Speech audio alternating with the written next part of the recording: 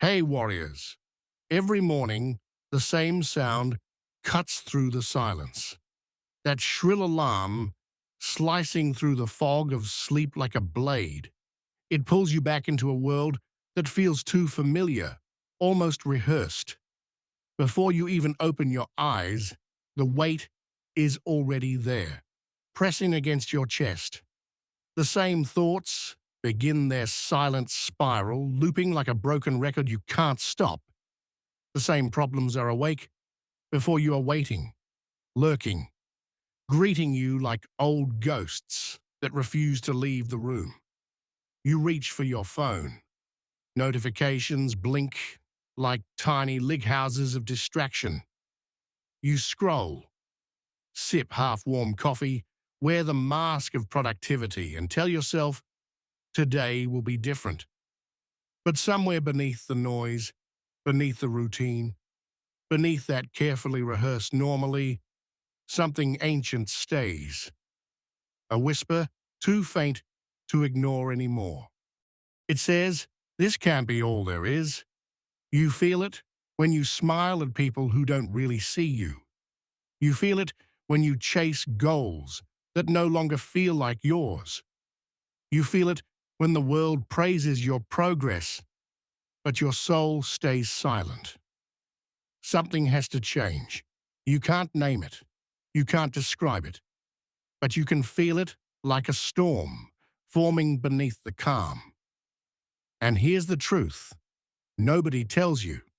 The truth that could dismantle the entire architecture of the modern pursuit game. You have been lied to about your problems. You were taught that problems are enemies, that they are obstacles to outsmart, barriers to overcome, battles to win. You were trained to believe that if you just fix everything, the job, the relationship, the mindset, the money, then you'll finally reach that mystical destination called okay. So you chase, you grind, you read the books, follow the routines, repeat the affirmations. And yet every time you fix one thing, 5 new cracks appear. The more you fight, the more life multiplies what you're fighting against. Like a hydra of discontent that feeds on your resistance. But the truth is darker and far more liberating. Most of your problems aren't problems at all. They're signals, symptoms of a deeper misunderstanding. They're not walls meant to stop you. They're mirrors, meant to show you something you've refused to see. You've been pruning the branches while the roots rot beneath the surface that a few nights ago I watched someone completely break down, sobbing over a situation they couldn't control. Between gasps, they asked the same question you probably asked a H100 times. Why does this keep happening to me? That question, heavy, painful, familiar, revealed everything. It wasn't the situation that trapped them. It was the question itself hidden inside. It was a silent belief that life should be fey. That pain is an error. That happiness is a birthright. But what if it isn't? What if struggle isn't your punishment? It's your proof that you're alive. What if pain isn't cruelty, but communication? What if the chaos in your life isn't a sign that you're failing, but a sign that you're finally ready to see? That moment when complaint turns into clarity is where transformation begins. Our modern world shouts slogans about manifesting abundance and thinking positive. But long before all the buzzwords and vision boards, there existed a form of wisdom that refused to flatter your ego. It didn't promise control. It promised freedom from the illusion of control. It looked suffering straight in the eyes and said, yes, this hurts. Now, who will you become because of it? That was Stoicism, but not the sanitized version you see quoted online. The real Stoics weren't peaceful philosophers in white robes. There were soldiers, slaves, exiles, survivors of political chaos and personal ruin. They didn't write motivational quotes, they wrote survival manuals for the human soul. They discovered something that still terrifies the modern mind. You are both the problem and the solution. Between what happens to you and how you choose to interpret it lies your entire experience of life. That space, invisible, silent, powerful, is where your freedom lives. And until you learn to master that space, every victory will feel hollow. Every success will taste incomplete. And every morning will feel like a continuation of the same quiet war. The first truth these thinkers practice relentlessly. Pain is not punishment, it's information. We spend so much of our lives running from pain as though avoidance equals wisdom. But what if the feelings we label as bad are actually the body and soul's most precise diagnostic tools? Marcus Aurelius wrote, "The impediment to action advances action. What stands in the way becomes the way." He wasn't being poetic. He meant that pain is a compass. That setback, heartbreak, or fear is data, proof of misalignment, a flashing sign pointing to growth. Anxiety might be your nervous system showing you that something in your life doesn't fit your truth. Heartbreak might be the mirror reflecting where you handed away your self-worth.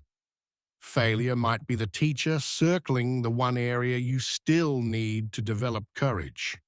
When you label pain as bad, you cut yourself off from the very education that could liberate you. The Stoics didn't wallow in suffering, but neither did they anesthetize it. They studied it as scientists study phenomena. Knowing every ache carried some instruction. When Epictetus lost his freedom, he didn't ask why fate was cruel. He asked what could never be chained. The answer, his mind, became his sanctuary. If you learn to listen like that to your own discomfort, you'd find that each pang has something crucial to tell you about how you live, love, and avoid. The second truth is a relief, disguised as disappointment. Other people aren't thinking about you nearly as much as you fare. You spend astonishing amounts of energy choreographing your behavior, sculpting your words, smoothing your edges so you don't offend, worry, or repel. Meanwhile, every person around you is too busy worrying about their own performance to give yours more than a fleeting thought. You replay awkward moments in your head on repeat for days, while to them it was background noise forgotten after a minute. You are gone eyes over how you looked, what you said, what they must have thought, believing you are on stage before a hypercritical audience. But truly, you're in a room of distracted people, each nervously re-watching their own internal performance. Imagine the freedom hiding in that realization. The imaginary panel of judges you perform for doesn't exist. Seneca observed that living to please others robs you of the opportunity to test yourself through adversity. You think you're avoiding judgment, but you're really avoiding authenticity. Every time you silence truth to appear agreeable, you trade depth for approval, and approval evaporates the moment you conform. The people worth keeping respect, honesty more than appeasement. Free yourself from performing for an audience that in most cases isn't even watching. The third truth, comfort, if left unchecked, becomes a silent executioner of your potential. We think comfort equals happiness, but beyond the initial relief, it calcifies into stagnation. Each time you choose what is easy over what is meaningful, You build a cushion cage, that safe job that smothers your excitement, that relationship you tolerate because it's predictable, that constant minor indulgence and distraction to avoid boredom. Those are all comfort chains, padded inconvenience. The Stoics practiced something beautiful and came to cultural voluntary discomfort. Seneca would spend time living simply, sleeping on the floor, eating coarse bread to prove that losing outer luxury couldn't touch inner freedom. He trained his mind to know, not assume, that he could endure without collapsing. When was the last time you faced voluntary discomfort, not self-punishment, but intentional challenge? Growth never comes wrapped in pajamas. Comfort promises rest, but too much of it quietly steals your courage. Every time you shield yourself from a challenge, you borrow ease from the present and accrue regret for the future. The debt comes due later, paid in the currency of unfulfilled potential. Fourth, your thoughts are not facts. They are habits. You are not your mind, but the awareness observing it. Most people believe every thought as if it's gospel truth. But the Stoics saw how destructive that can be. Epictetus said, "Men are disturbed, not by things, but by the views which they take of them." You live inside interpretations, not events. When you think I'm unlovable, they hate me, or I can't manage this, you're experiencing stories your mind repeats out of habit. It's like a record player where the needle falls into the same grooves, playing the same tired song.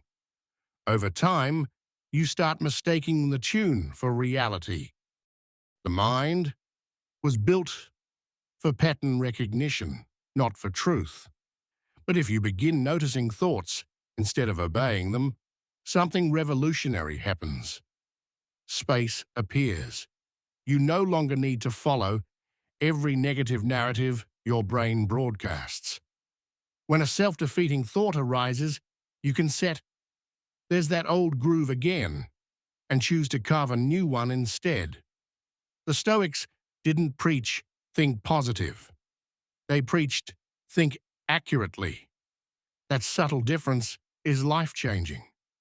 You stop sugarcoating reality. You start interpreting it with clarity, compassion, and courage. Fifth, stop waiting for the right time. You're not waiting for a calendar alignment of miracles. You're simply waiting to stop feeling afraid. Life doesn't owe you the luxury of readiness. Seneca raged against wasted time, reminding us that life isn't short, but that we waste most of it. You tell yourself you're being patient and strategic. What you're actually being is scared. The right time is a mirage at the horizon, always shimmering, but never reached. Every ambition withers in the waiting room of someday.